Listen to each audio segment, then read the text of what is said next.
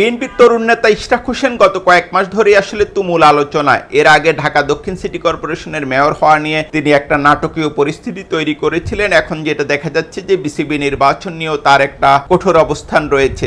এর আগে আমরা তামিম ইকবালের সংবাদ সম্মেলনে তার উপস্থিতি দেখেছিলাম, যদিও নির্বাচনের আগেই তামিম সরে দাঁড়ান এবং আমিনুল ইসলাম বুলবুল এরই মধ্যে সভাপতি নির্বাচিত হয়েছেন। এটা নিশ্চিত করেই বলা যায় যে এই নির্বাচন নিয়ে বেশ কিছু বিতর্ক রয়েছে। কিন্তু নির্বাচনের পর ইশরাক হোসেনের দুটি ফেসবুক পোস্ট আমার নজরে এলো। একটাতে তিনি একদম স্পষ্ট ভাষায় উল্লেখ করেছেন এখন কেন আসলে তিনি আন্দোলন করতে পারছেন না বা পরিস্থিতির কারণে, তবে তিনি বলেছেন যে পরবর্তী সময়ে এখন যারা এই নির্বাচন প্রক্রিয়ায় জড়িত তাদের প্রত্যেককেই কাঠগড়ায় তোলা হবে।